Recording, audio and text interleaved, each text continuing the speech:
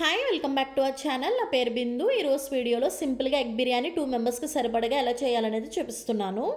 Same మెజర్మెంట్స్తో same biryani quantity ఐటమ్స్తో మీరు try చేయండి. As టీస్గా చాలా టేస్ట్గా వస్తుంది ఫైనల్గా రెసిపీ అనేది. మీరు అస్సలు మర్చిపోరనమాట టేస్ట్ అనేది. సో ఇప్పుడు ప్రాసెస్ అనేది స్టార్ట్ చేస్తున్నాను. ముందుగా ప్యాన్లో 2 టేబుల్ స్పూన్ ఆయిల్ యాడ్ చేసుకుని బాగా హీట్ చేసుకోవాలి. హీట్ అయిన తర్వాత 1 మీడియం సైజ్ ఆనియన్ని స్లైసెస్గా కట్ చేసుకుని వేసేసుకుంటున్నాను. సేమ్ అదే కప్లో మీ స్పైస్ తగ్గట్టుగా 5 to 6 గ్రీన్ చిల్లీస్ అనేది నేను స్లైసెస్గా కట్ చేసుకుని వేసుకుంటున్నాను.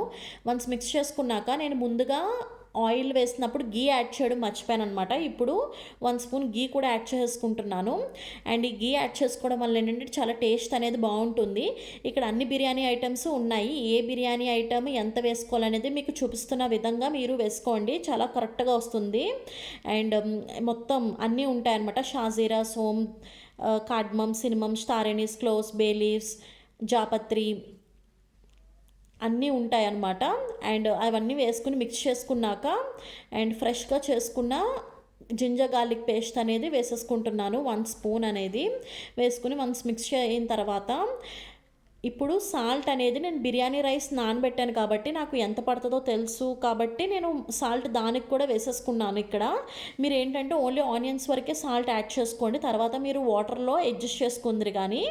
అండ్ ఇక్కడ 1 లార్జ్ సైజ్ టొమాటోని కూడా ఫైన్గా చాప్ చేసుకుని వేసుకున్నాను. టొమాటో వేయడం వల్ల ఏంటంటే చాలా టేస్టీగా వస్తుంది. ఇది కూడా అసలు స్కిప్ చేయొద్దు.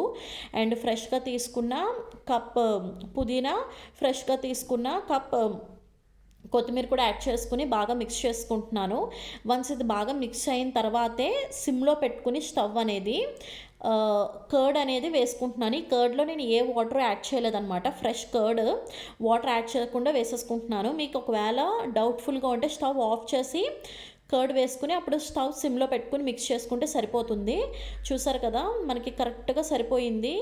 అండ్ ఇప్పుడు మసాలాస్ అన్నీ కూడా 1 by 1 యాడ్ చేసుకుంటున్నాను. 1 స్పూన్ ధనియా powder, 1/2 spoon garam masala, 1 spoon chilli powder. ఇక్కడ గరం మసాలా ఏంటంటే నేను ఇంట్లో ఎప్పుడు వాడే చికెన్ మసాలా అనేది యూస్ చేశాను. మీకు కావాలనుకుంటే ఇంట్లో చేసిన గరం మసాలా లేదంటే వెజ్ మసాలా, మీకు ఏ మసాలా అయితే మీకు బాగా టేస్టీగా ఎక్కువ వాడతారో ఆ మసాలా వేసుకుంటే సరిపోతుంది. అండ్ ఇక్కడ ఏంటంటే 1 పించ్ షుగర్ అనేది నేను యాడ్ చేశాను.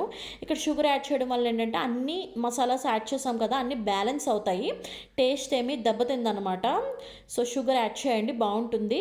అండ్ ఇక్కడ నేను 1 అవర్ ముందు బిర్యానీ రైస్ నానబెట్టుకున్నాను. 1 గ్లాస్ ఇద్దరికి సరిపడగా మాత్రమే నానబెట్టుకున్నాను. అది వన్స్ నేను ఈ బిర్యానీకి గ్రేవీలోకి మిక్స్ చేసుకుని 1 గ్లాస్ బిర్యానీ రైస్కి 1 గ్లాస్ వాటర్ యాడ్ చేసుకుని 1/2 గ్లాస్ ఎక్స్ట్రాగా యాడ్ చేశాను అనమాట.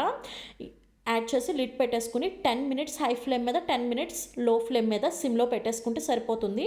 హై ఫ్లేమ్ మీద అయిన తర్వాత రైస్ అనేది ఇలా ఉంటుంది. ఈ టైంలో నేను పక్కన బాయిల్ చేసుకుని పెట్టుకున్న ఎగ్స్ అనేది ఘాట్లు పెట్టుకుని వేసేసుకుంటున్నాను. ఇంకా సిమ్లో 10 మినిట్స్ ఉడకాల్సింది ఉందన్నమాట. సో 10 మినిట్స్ అయిన తర్వాత తీసేసాను నేను ఎగ్స్ వేసుకోవడానికి.